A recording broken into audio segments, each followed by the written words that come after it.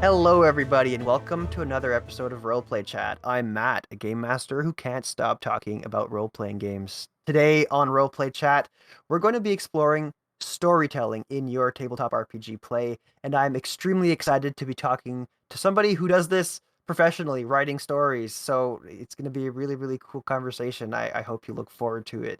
As usual, at the 30-minute mark, there's going to be our indie spotlight, and this week we're talking about A Tome of Twins by Cats Have No Lords, so stay tuned for that about at the 30-minute mark. But before we get ahead of ourselves, let's jump right into today's conversation. So today we are joined by a gamer, storyteller, and author with over a dozen fantasy novels published out there for you to read. Several of those being within the context, within the worlds of the Dungeons and Dragons universe. You may know her for her New York Times best-selling debut novel, Mark of the Dragonfly, Please, or perhaps her most recent book, The Fallbacks, Bound for Ruin. Please welcome me in welcoming Jaleigh Johnson to Roleplay Chat. Welcome. Thank you. Thanks so much for having me. My pleasure. I'm really excited to be talking to you today. Storytelling is, I think, critical to all role playing games, and I'm also excited to kind of pick your brain to learn a little bit more about what went on behind the curtains as you were writing the Fallbacks, Bound for Ruin. So I Ooh. kind of melding those two worlds together, if you would. Yeah, yeah. So maybe before we dive too deep into all of this, why don't you let us know a little bit about your kind of geek origin story, if you would? What kind of games do you like to play? What kind of books do you like to read and write? And give us a brief introduction of who you are in this geek space, and then we can kind of dig deeper. So my geek origin story starts when I am 5 years old. Um, I have an older brother who is 11 years older than I am. I was uh, the last minute surprise in my family, and so when I was 5 years old, he was 16, and he was deeply into playing Dungeons and Dragons with his friends in our parents' garage. And so I have these vivid memories of being 5 years old and sitting in the garage on a lawn chair, listening to my brother and his friends spin these amazing stories about adventurers going on quests and fighting monsters, collecting treasure, and I was hooked from 5 years old. That sounded like the best kind of make believe to me, and so it just got worse from there as I got older. I got into fantasy novels, and I fell in love with The Lord of the Rings and the Dragonlance Chronicles and Spellfire, and just I that was it for me. And somewhere along the way, I turned that love of fantasy novels, of reading fantasy novels, into wanting to create fantasy worlds of my own and to create characters that people could care about in the way that I just fell in love with these characters. Hmm. And just I wanted to me as a kid that seemed like a superpower and I wanted that superpower very badly. So that's that's where it all started for me. Awesome, awesome. Well, I definitely think that you've at the very least brushed up against that superpower if you don't already have it, because your characters in the books that I've gotten the opportunity to look through, they're there. The characters are really, really compelling, and I'm hoping we can talk a little bit about that maybe today. Um, but perhaps with that introduction, why don't you introduce us and talk to us very briefly about your most recent book, The Fallbacks, Bound for Ruin. So the fallbacks, they're a brand new adventuring party who've been put together by this ambitious rogue, Tessalind or Tess, and she wants to be the best. She wants to have the best adventuring party in Faerun, and she goes about assembling this group of very different individuals, and unexpectedly sees how much secrets and how much baggage of their own they have, and having to get all these very different individuals to work together and also to survive their first job together because they immediately get in over their heads encountering this magical sentient tome called the Ruinous Child, that basically hates them, wants them to fail at life and just to die, and they have to figure out how to deal with this terrible, malevolent magical item. So Yeah, that's yeah. Sounds kind of like most adventuring parties, it feels like, just a hodgepodge group of people.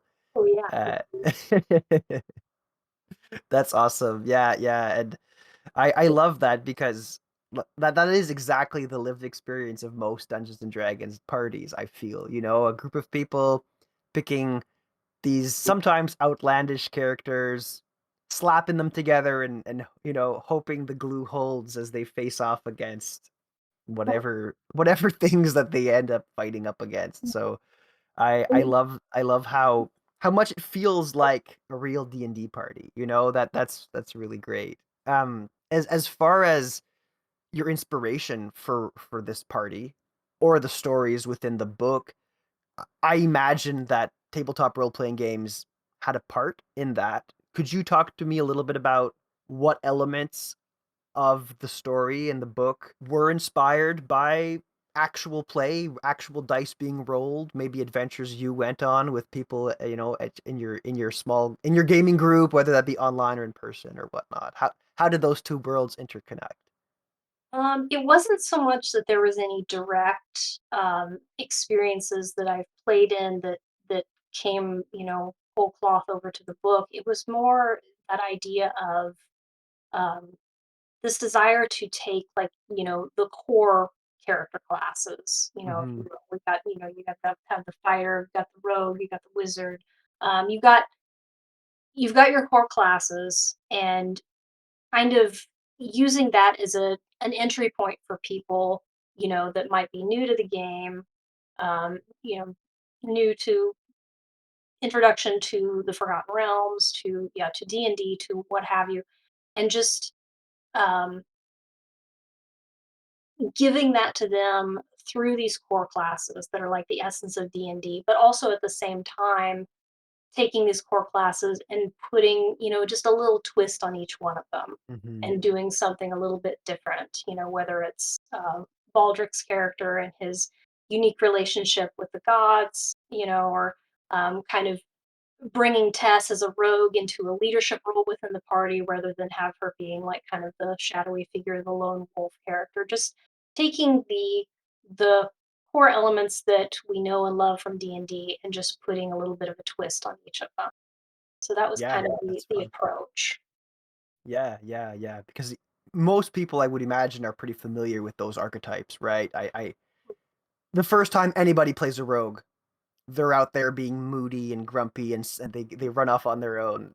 So yeah, those even narrative archetypes. Sometimes we'll see the character growth in a D&D game where the rogue will start off as being moody lone wolf, but will learn to love and trust and all of that stuff. And Yeah. that's the kind of stuff that people playing the game almost you anticipate it, I guess, right? Is what I'm trying to say. You put up with the lone wolf rogue because in 5 games they're gonna come around and they're gonna protect you from the big baddie or what have you. Mhm.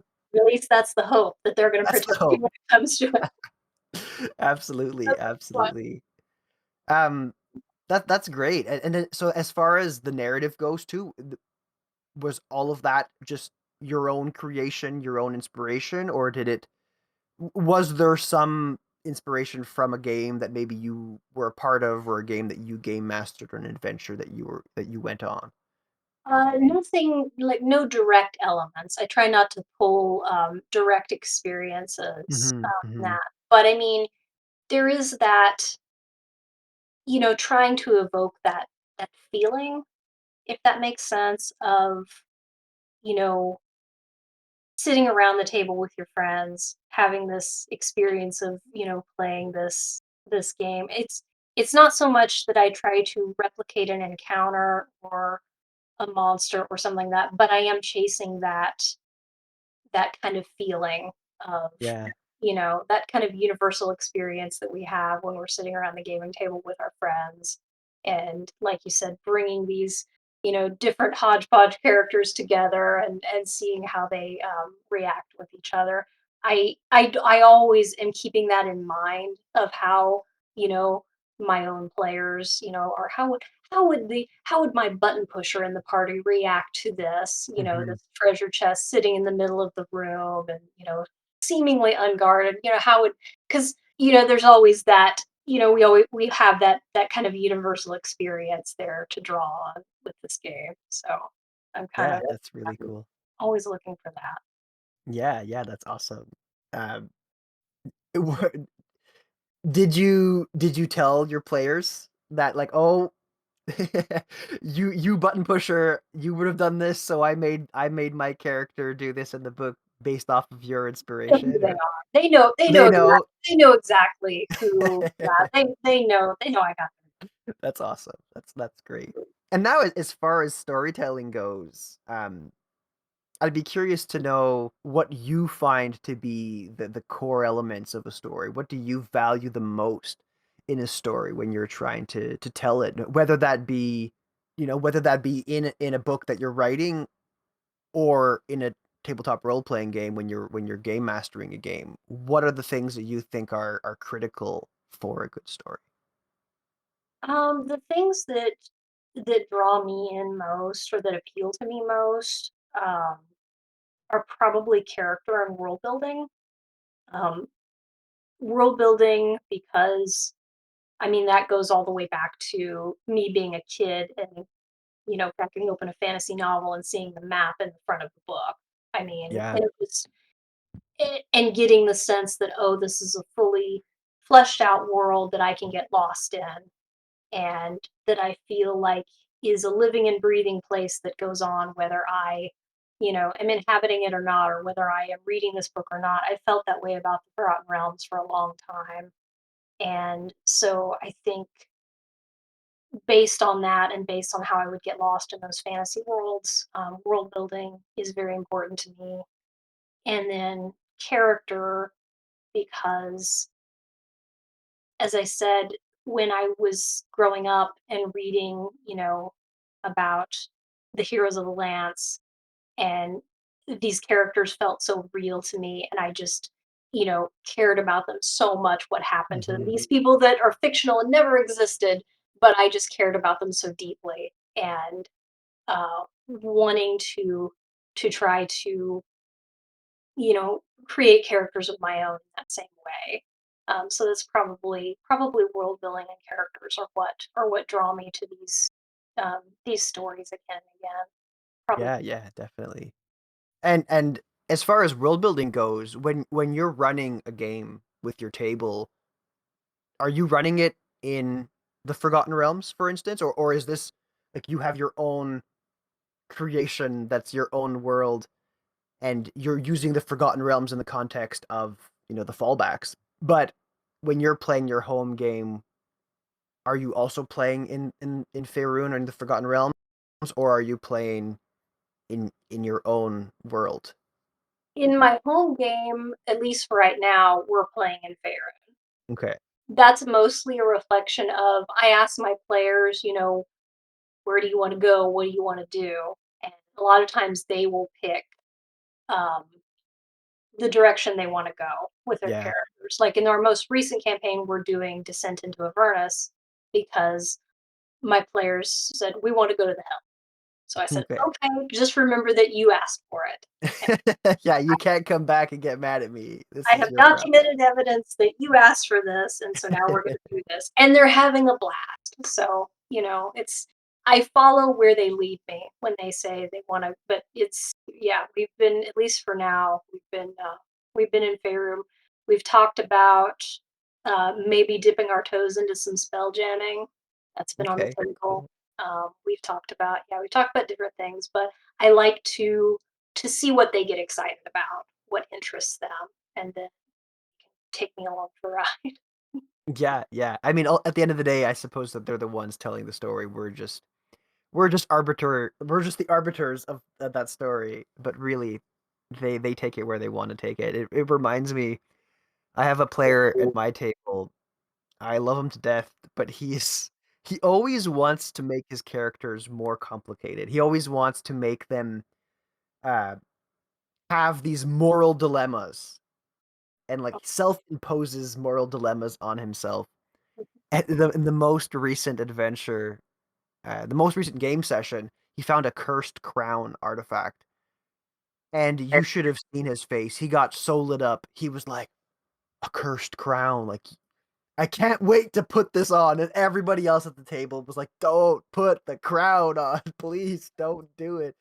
Um, little does he know, I have no idea what the crown does. I have to go and figure that out. I actually used the hive mind the other day to be like, help me come up with help me come up with a curse for this thing. But Hoping to anyway, emotional damage as possible. that's it. He just wants to be have his character be torn apart by these moral dilemmas, which makes for interesting character development. But Well, thank goodness he's got you there to take him up on that. And you're just gonna you will provide. that's We it. as DMs love to get tidbits like that because it's like, oh, you want to suffer? Yeah, let me show you the way. That's Okay. it. Absolutely, absolutely. Um, cool, cool. So I think now might be as good a time as any to allow the folks over at Cats Have No Lords to talk to us a little bit about their game, their module rather. It's like an independently created adventure called A Tomb of Twins. So we're gonna listen to I believe it's Luke who's talking here. So we're gonna listen to Luke talk a little bit about the adventure module, and then we're gonna come right back over here to talk some more about storytelling with Jaleigh. Hi, Matt. This is Luke Simons, the creator of A Tomb of Twins, and I am so happy to be able to talk with you about this today. So, A Tomb of Twins is a small dungeon intended to be run as kind of a one-shot or maybe a short 2 to 3 session run, depending on how you do it.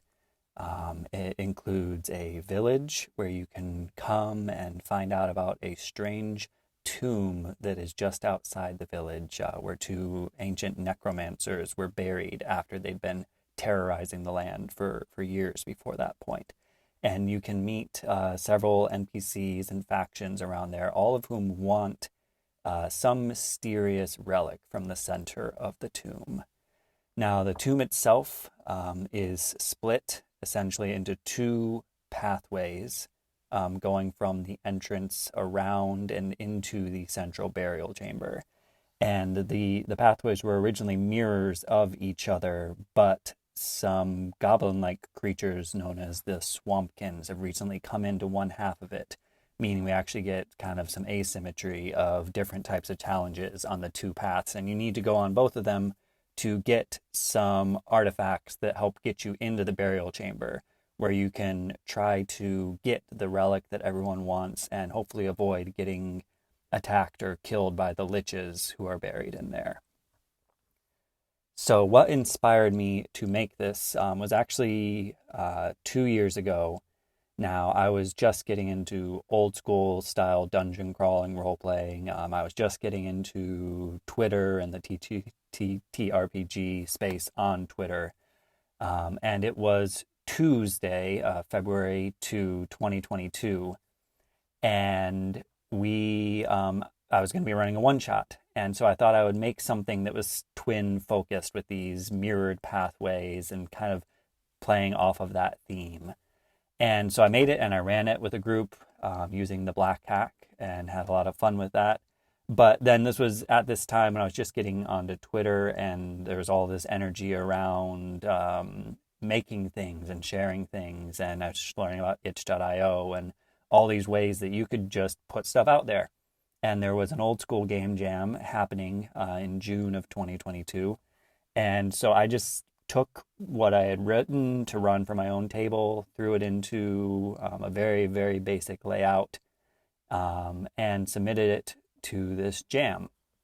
And didn't think much about it until I saw sometime later that it had been reviewed on an old school dungeon review website, 10-foot pole, and had gotten a rather negative review, actually, which kind of opened my eyes both to the problems with how it had been written originally, and also just kind of inspired me to want to do better. And so A Tomb of Twins is a much improved version of what I originally put out 2 years ago.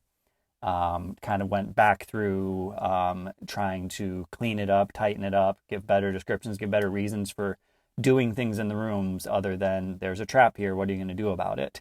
Trying to make things more interesting with the NPCs, the factions, the interactions you can have.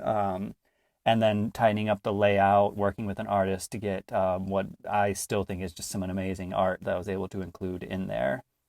And then I had the chance to play test it in a bunch of other systems. I kind of used it as a vehicle for myself being able to try out lots of different old school systems, which is how it ended up actually having stats now for 3 different systems for the monsters at the end of it. But in general, it's intended to be more of a system neutral thing that you can pick up and run in different things without too much trouble.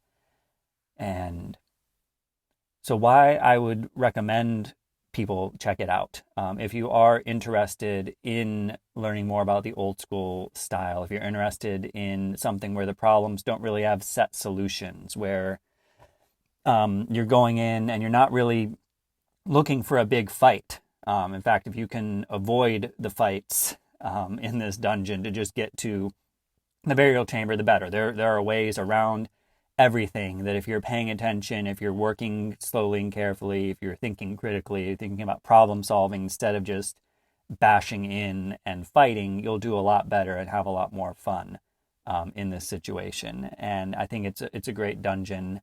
From my own experience running, it's a great dungeon for figuring out that type of play and learning how to enjoy something that might be different than what a lot of people are used to, where the combat encounters are not balanced, where there are no preset solutions to the problems, and where you can just kind of get in and explore and have some fun. Thanks. Thanks for these details, Luke. And now for the review portion of the Indie Spotlight. So as far as my opinion goes for the adventure of A Tomb of Twins, I have a few thoughts that I wanted to share. So first of all, I think this is an adventure that's fun, and it really kind of embodies the classic dungeon delve experience, old school play, if you would. People looking for something to kind of slide into their existing campaign or adventure definitely have a good 3 to 5 hours of play here within the contents of the Tomb of Twins module or adventure book. I would say you might even have more, depending on how slowly your party moves through a dungeon or interacts with the setting elements that the book has at the beginning. But so as an overview, kind of like Luke mentioned already, the book is divided into 3 main parts. The first is a section that talks about the history, details out some NPCs and factions, and a little bit of a location, like a starting village, if you would, that surrounds the crypt. The second section of the module or the adventure book is the dungeon itself, which takes up probably, I'd say, about 80% of the contents of the book, with a dozen or so rooms that you can go through. And then the last section is a bunch of creature stat blocks. These stat blocks are separated out for 3 different systems: Crack, Morkborg, and Cairn systems. I'd say the best part of the module is without a doubt the tomb itself. The dual mirrored chambers of the tomb offer a really interesting take on, a typical necromancer's tomb.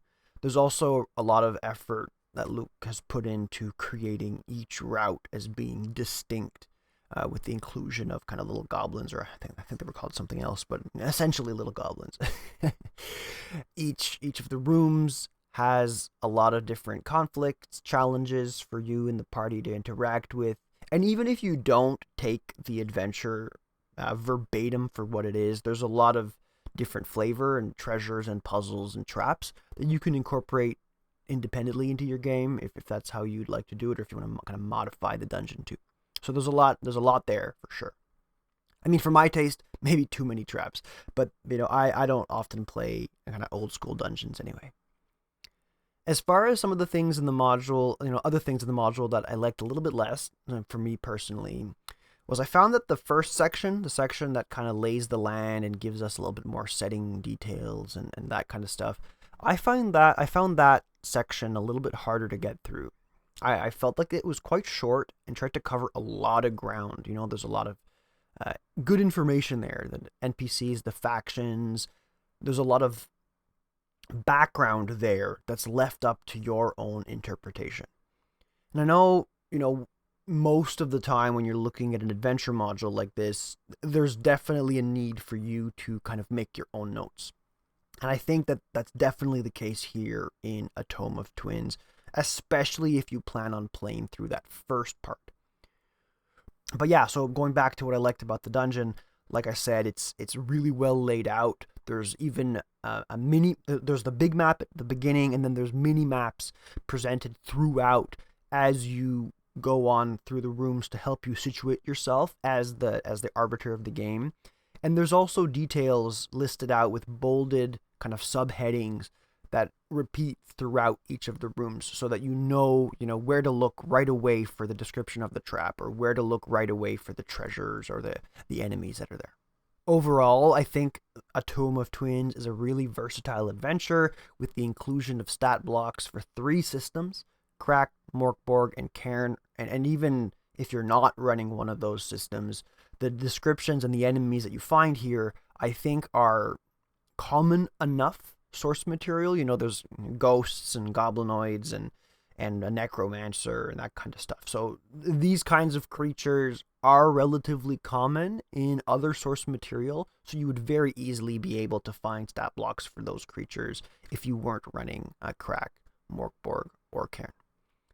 And so I think that this is a really awesome adventure. And like I said, if you're wanting to have a necromancer's tomb with a twist in your game, A Tome of Twins will scratch that itch with interesting challenges across all pillars of play. So go check it out. The link will be in the show notes for Cats Have No Lord, the Luke's publishing house, and you can buy it there. Thanks again, Luke, for sharing this with me. And we're back, so thank you for folks listening to that. And thanks to Luke for sending over a copy of his game. I hope everybody checks it out. The links for the game will be in the show notes for today's show. Jaleigh, and we're back here. We're talking about storytelling. We're talking about your new book, The Fallbacks Bound for Ruin. And when I was preparing my questions for you, somebody who's written quite a few books within the D&D settings and the D&D world, the first question that I wanted to ask you, the first question that came to mind was, what's it like writing a book uh, within the existing D&D universe? Like, there's so much content that exists already. There's so much canonical elements of this world. How is it dealing with all of that? Is it a boon? Is it a challenge? What's it like writing a book with, all of the stuff that's already there that you kind of have to take for truth, I suppose? Oh, it's definitely a challenge. I Yeah. mean, it's not so much that it's not a scary proposition though, because I I have loved the realms for so long. I have read so much and played so much that it still feels like home to me. Mm-hmm. But it is definitely a challenge um to acknowledge and to, find your place in everything that's come before, and also, you know, push and find something new to say within the setting and with the characters. And I mean, you have a lot of help. I mean, working within an established world like this, um, it's a very collaborative process, and there's people there to help you. And when you have questions like, oh, let's, there's a lot of creative help there, and you don't do it alone. You're not in the sandbox by yourself. Okay. Um, but no, it's also just an honor and a privilege to be able to make a contribution to something like that I have loved for so long. Because yeah, I've loved the realms since my brother brought home a copy of Spellfire, the novel, and he started reading it, and I swiped it from his room and finished it before he did because I couldn't wait. He said, "I'll give it to you when I'm done." I said, "Okay," and then I went and took it and read it anyway because I couldn't wait. I couldn't Yeah, roll, yeah. and I just so yeah, it's a challenge, but it's incredibly fun. Cool, cool. As far as like the resources that you had, or could you elaborate a little bit more on that process? Like, was were some of the Wizards of the Coast game developers at your disposal? Is that how that worked? Like, how exactly were you supported, if you don't mind me asking? We were supported by my editors at Random House, by editors at Wizard of the Coast, and Cool. designers, and yeah, it's very much a team effort, to make sure that you know that you get it right, and that you Yeah. stay true to the spirit of the world, and it's great too because these are creative people who love this stuff the same way I do, Hmm. who care about it and love it, and that is like fuel to me too. It makes the process, just even that much more rewarding. Yeah, yeah, that's really neat. That's really cool. So now maybe we'll shift hats a little bit and talk about being a game master telling stories. I know that, like I had mentioned a little before, we're really only here to facilitate the story of the people that are playing the game. But at the same time, we have a very unique position in that we kind of direct the flow of the story to a certain degree, especially in some contexts. Like some players prefer to be more kind of spectators and allow you more control, whereas sometimes a table will take more of that narrative control to themselves. But I guess what I'm trying to ask you here, Jaylee, is as far as telling stories as a game master goes, what kind of advice could you give to somebody listening today who wants to improve kind of the narrative elements of their game session, of their games, and of their campaigns? Right. Um, I'd say the biggest thing, or at least the biggest thing that has helped me in the past, is to communicate with your players and Hmm. be open with your players about what they want out of this game. Because you might be surprised. And you also might be surprised when you pose the question to them and they actually take the time to think about it, what they actually want out of the game. Because I have players who, um, like you said, they want to be kind of guided. I know in that scenario that I need to give them choices, but not overwhelm them with options. And I get to that point by talking to them and also by playing in sessions with them and watching how they react to how I present the narrative. That's another big thing, is that I look for feedback in real time based on how they react to whatever I throw at them. And Hmm. that has not only helped me as a game master, but it has helped me as a writer, because and I that's why I would say anyone who wants to DM a game, try writing a story. Anyone who wants to write a story, try DMing a game, because so many of the elements there can overlap. And when I am running a tense combat encounter with my players and I see them getting excited and more invested, and then I see that tipping point when they start to get stressed and they Hmm. start to get, just a little bit jumpy. And I know that I need to, once this encounter is over, I need to get them to the tavern. I need to get them to someplace, that they can release that stress. I can't keep that tension going. Just like in a story, you have action and you build your tension, but you also have to give the reader time to breathe and time to, recover, and you kind of can watch those beats of the story play out by watching your players' faces. And you Yeah. can also see when they're getting bored by when they grab their phones and, are texting, or, grabbing for their, looking at the internet. You can tell when I need to throw some action at them. So just my advice would be open communication with your players, and not only asking for feedback but looking for it, because they'll tell you things they don't expect to tell you when you're just watching them. And Yeah. also, one more thing I would add to that is that for DMs that want to improve their narratives, you're probably doing a better job than you think you are. Go easy on yourself too. That's really kind of you. Yeah. And I really, really like how you said, like, just watch your players, because open communication, 100%, always have it. Try to always talk to your players about everything. not just storytelling, the narrative elements. But sometimes a player will have a really hard time, in my experience, elaborating on what it is they want. They don't really know what they want. They might know sort of, right? Like they might know a feeling like, oh, I want to be scared, or oh, I want to feel heroic. But sometimes they'll say they want something and they And don't. They don't want that. what they react to ends up being completely different. But if you're watching and you wait for that moment and you can say, Yeah. "Oh," and you can make your little note and say, "Oh, I need more of this," you know? Exactly. When they start asking you questions, when they start rolling history checks on something, when they haven't cared about the history of anything for the past 10 games, and now they really want to know about, I don't know, the lore of the zombie owlbear, now you know you've got them. You know what I mean? Like that. Just by the way that they interact with the game, you can definitely use that to your advantage. So I love that you said that because 100%, I think that that's a really big one. As far as like traditional storytelling techniques go, or even just like writing strategies for writing a story, is there anything that a game master can learn from that as far as the way that they should structure perhaps the narrative components of the like arc that they're trying to get through in their games? Is that something that you feel like there's enough parallel there, or is that like shoehorning it a little bit? Well, I think there's definitely something to be learned there. Specifically, in my own experience, I've learned a lot about pacing that Mm, way.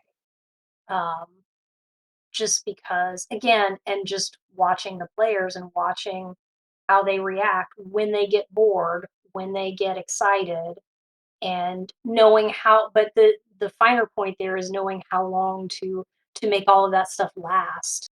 You yeah, know, because you can't, even though they may get excited and happy to combat encounter, you can't just keep hitting with them with that over and over and over again because then it starts to lose meaning.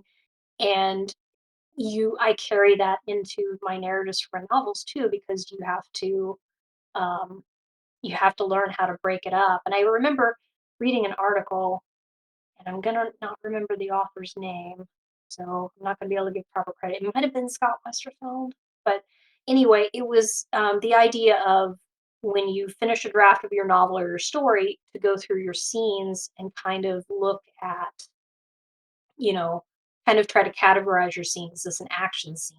Is this oh like cool. a downtime scene? Is this something where like intrigue or secrets are getting revealed?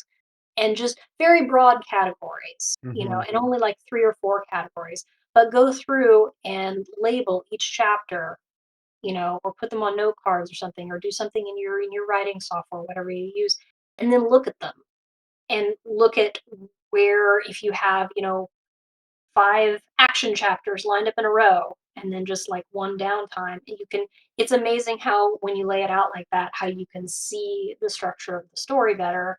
And it's led me to buying these whiteboards where I break down each of the chapters in my book, and I, put the point of view character, and I put, just a very brief summary of what happens.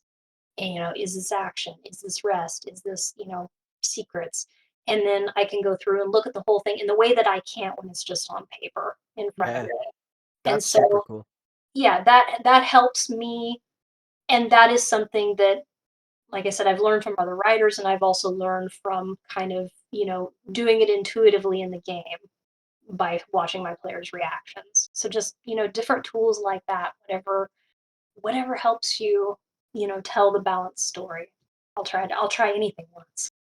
Yeah, yeah. No, I love that. I'm gonna start doing that when I prepare my games, I think. That's really neat because like you said, the pacing is so critical, right? You don't want to flood them with too much of the same thing.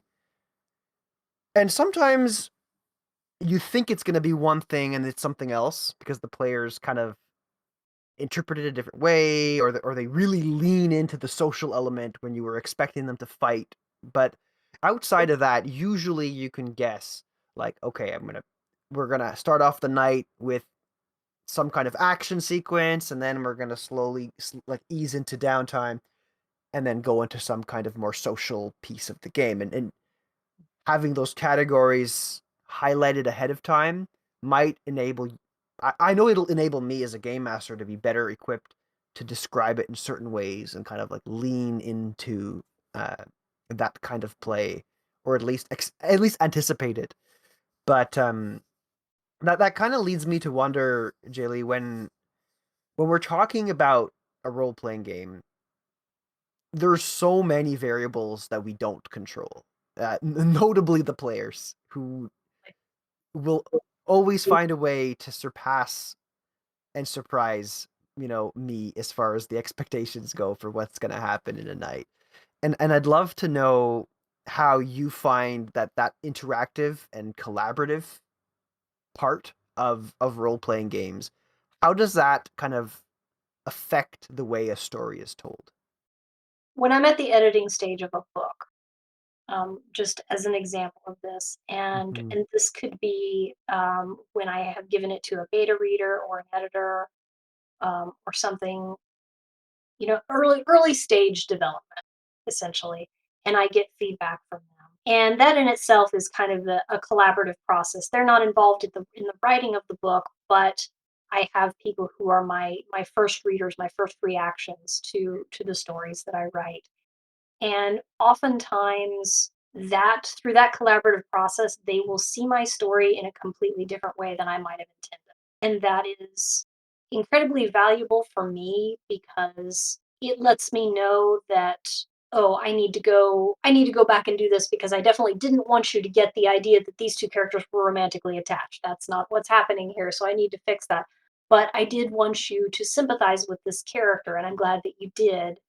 And that kind of collaboration and interaction can help me see how people see the story, and relating that to the tabletop games. And I think you touched on this briefly when you're saying sometimes your players will interpret something completely differently than what you might have presented, or they'll take it in a direction that you didn't intend. And it helped me to analyze later, why did they get that impression? Mm. What did I do that led them to think that, this was, and that's a fascinating way to where both in the game and in writing a novel, you can get that feedback and that collaboration. It's also a good reminder to me that no matter how much I think I have conveyed a certain point, I may not have, and that's why you're always going to need, editors, you're going to need people, to give you that feedback. And so yeah, I think that they're more similar.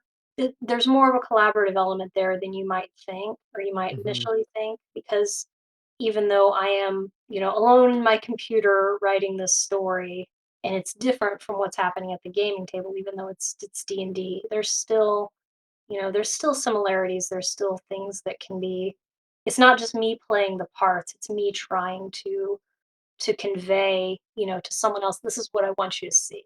That's always the challenge, right? This is what I want you to see. Mhm. Let's see how that's going to land. If Yeah, that yeah. makes sense.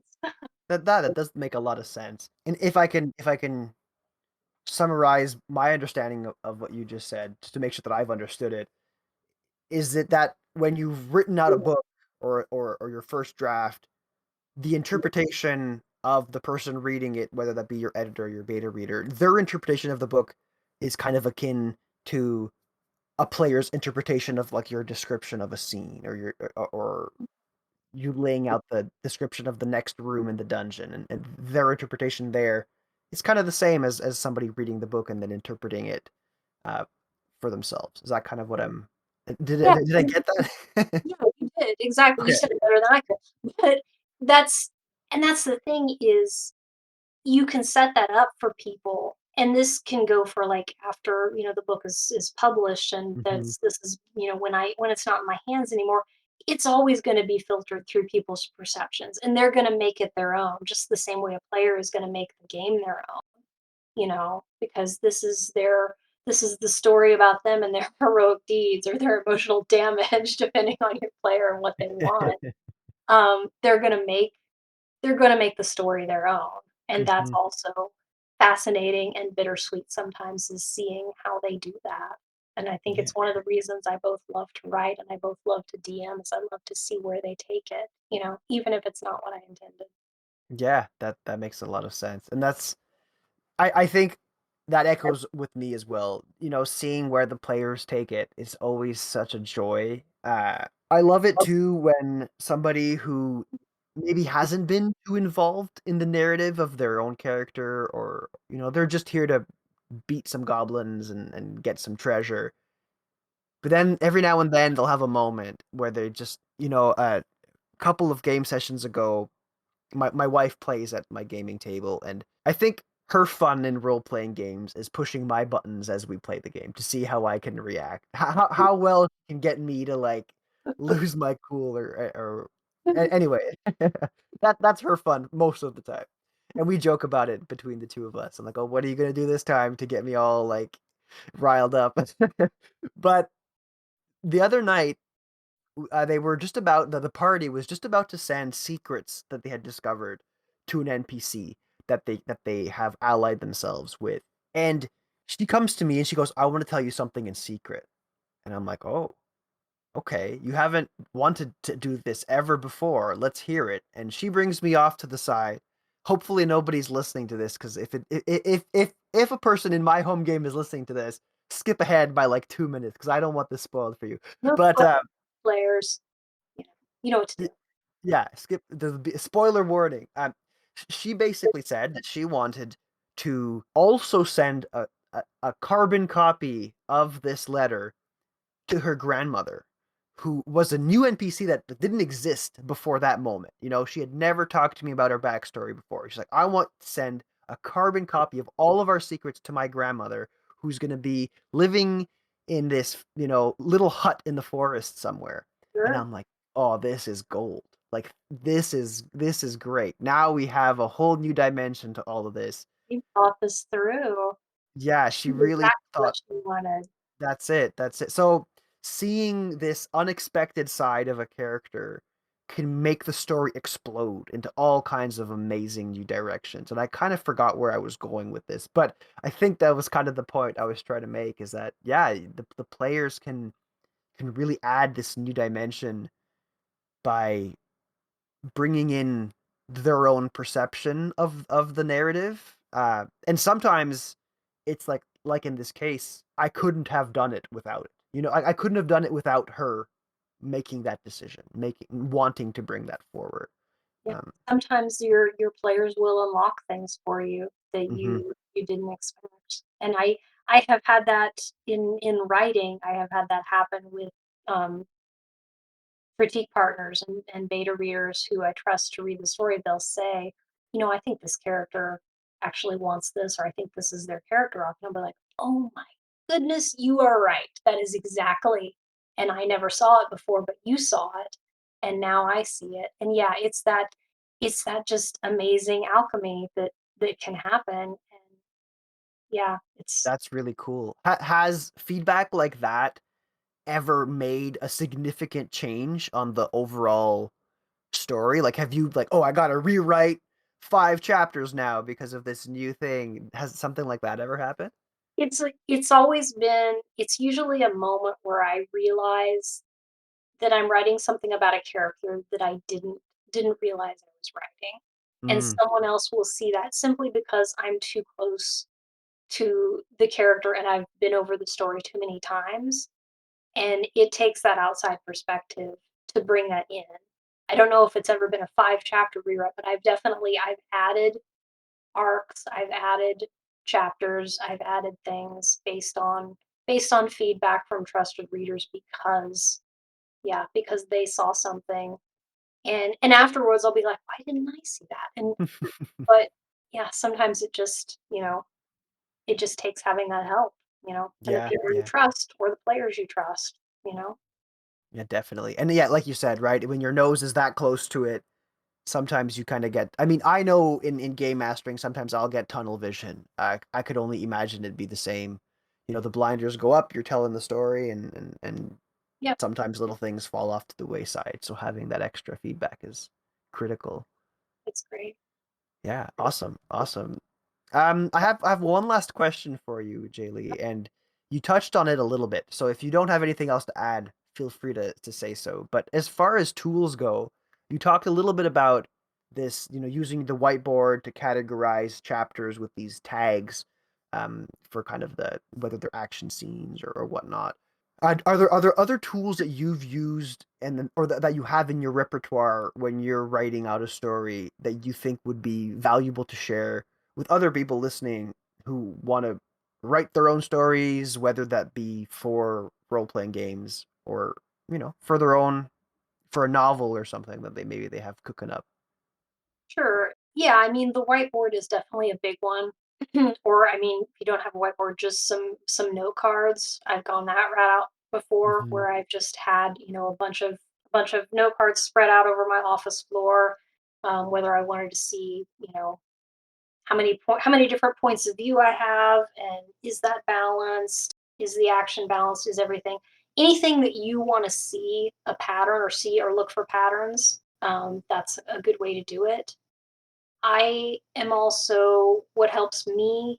I'm a big outliner, so I will do not just like an overall synopsis or outline of a project. When I'm doing it, I'll break down and do a chapter by chapter outline.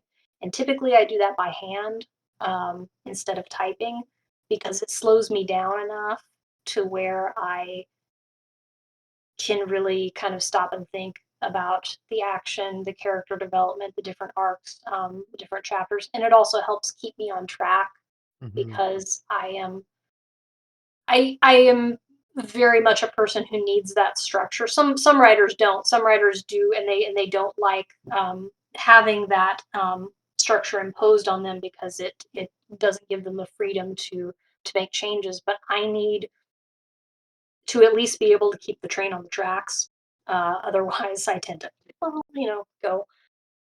go crazy, and I need that. I need that structure that a chapter outline provides, so I will often do that by hand before I start writing.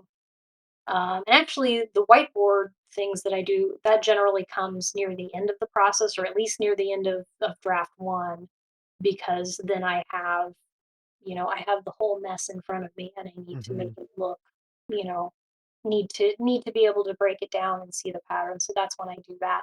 But those are the things, along with just tons of research. I love to do research, and that is always very helpful for me, even if I have things that I don't use. Spending the time doing a lot of research helps me a lot. But those are the tools that I use that have been helpful for me.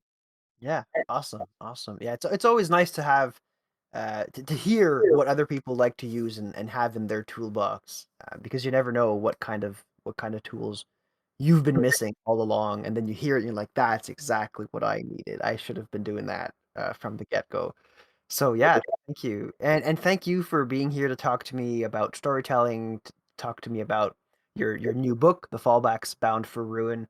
I kind of wanted to use this last question here to just kind of throw you the microphone and give you the opportunity to talk about anything that perhaps I didn't ask you that you've been wanting to say with regards to storytelling, with regards to your new book, with regards to the intersection between storytelling in the tabletop medium and in the in the author in your profession as an author and how those things connect. So I'll pass the microphone over to you, and then when you're done, feel free to also let people know where they can buy the book, where they can follow you on social media, and all of that good stuff as well. Pressure here. Got to keep all that straight. Well, as the book, you can get it wherever books are sold, whether it's Amazon, Barnes and Noble, your local independent bookstore. Uh, my local independent bookstore is Hartfield Books. You can order through if you want to support them. One of my favorites through bookshop.org. You can get the book there. I'm currently at work on the sequel, a new adventure for the fallbacks, right now. And as far as the intersection between tabletop games and writing or anything of that nature, I think the only thing that I would say on that topic is if you are a person who wants to take the plunge and write a story, if you are a person who wants to take the plunge and be a game master, do it. Don't wait. Don't be scared. Like I said, you'll do a better job than you think. and your players will, if you find a group of players that you care about and that care about you, they'll follow you anywhere. They'll follow you down the rabbit hole. Just do it. Just come on in. The water's fine. Yeah, that's fantastic advice. I definitely echo that. I think people have a tendency to over prepare when it comes to stuff like this, right? They want to have the perfect first draft, or they want to have the perfect circumstances that surround them starting the game that they've been wanting to run. So definitely Yeah, and jump there's into the deep end. You'll be exactly okay. no such thing as the perfect game, the perfect story, the perfect draft doesn't exist. Just go out and create something messy and wonderful because the world needs it. We need it, trust me. So that's Yeah, what I yeah, got. absolutely. Yeah, well, thank you, Jaylee. And as far as where people can find you and follow you, do you have like a website or Oh, a sure. socials page that? JaleighJohnson.com. That's where you can find all my socials, all my info, all the info on the books. Yeah. Cool. Yeah. So I'll make sure to have all of that stuff linked up in the description of today's show as well. So you just open the show notes up. It'll be there. If you're listening on YouTube into the gobbledygook, you'll find what you need to find if the fallback's Bound for Ruin or to follow Jaylee, and be prepared for the next novel to come out. But yeah, so it's been a pleasure. Thank you for being here to talk to me about storytelling. It's been great. Thank you for having me. Yeah, my pleasure. For those of you listening who want to reach out to me, you know how to do that. That's at roll_play_chat on all socials. Or if you don't want to be subjected to a character limit, that's contact roleplaychat@gmail.com. I'll see you all next time, and let's call it a chat. And lastly, if you wanted to support the show, there's a number of ways you can do that with or without spending money. You could support the show for free by spreading the word with your friends, sharing links about the show, and following me on socials. That's at roll_play_chat on all socials. Or you can support the show financially by purchasing things with my affiliate links that you can find in the show notes of today's episode or all other episodes of the show. Or you can sign up to the Patreon, where you get access to shoutouts, as well as extended episodes, about 15-20 minutes of episodes that are only for Patreon subscribers. And as always, a big thank you to the Patreon supporters of Roleplay Chat. Thank you to DeMille's Wondrous Works and Jason over at Shadowmane. And last but not least, I wanted to thank Alex and Chase over at Puckabard for allowing me to use their music in the intro and outro for Roleplay Chat. Thanks everybody, and have a good one. See you next time.